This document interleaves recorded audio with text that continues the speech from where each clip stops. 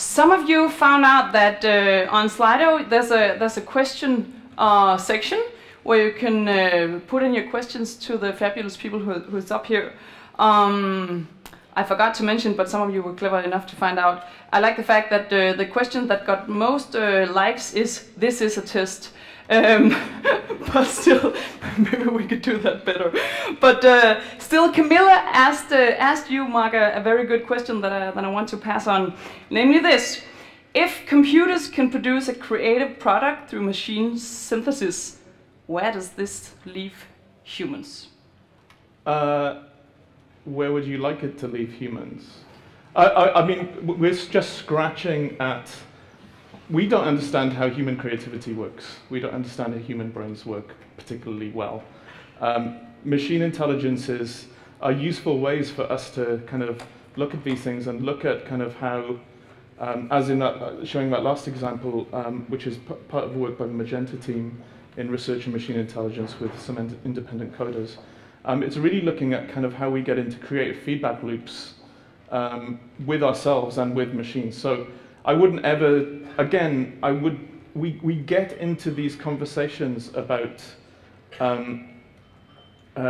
being replaced by machines, or where does that leave human beings? And this is a very old fear. It's a very old, very primal thing. It's a big part of cultures going back to ancient Greece, right?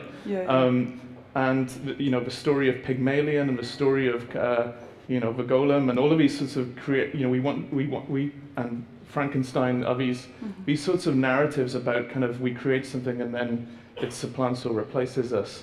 And I think that actually a lot of the most interesting work is actually looking at the kind of longer story of technology in a way, which is how does this extend us? How does it empower us? But also watching very carefully on kind of what these technologies then take away from us or let us not practice anymore. And so one of the things that I really love about some of the examples that I've shown, like Robin Sloan's experiment that he basically did over a weekend using open source software, was he was asking himself what his creative process was, and how could it would it be changed if a machine learned system was introduced into it.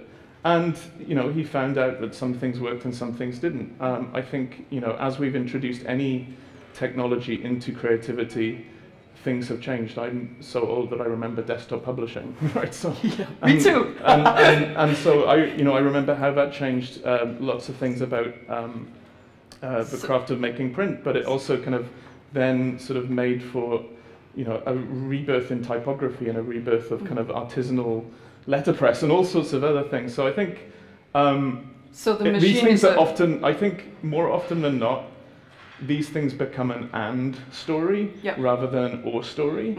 And because we are human beings and we like drama and exciting tales, most of our fiction about technology is an or story rather than an and story. Because so it doesn't have to be Frankenstein. It could be your friend the dog. It certainly won't be. I mean, it will. The long trends in these things are definitely kind of like and stories, and I think that the reason we tell ourselves the or stories are to guard against not creating and stories. Nice. So this is, ladies and gentlemen, Matt Jones. Thank you.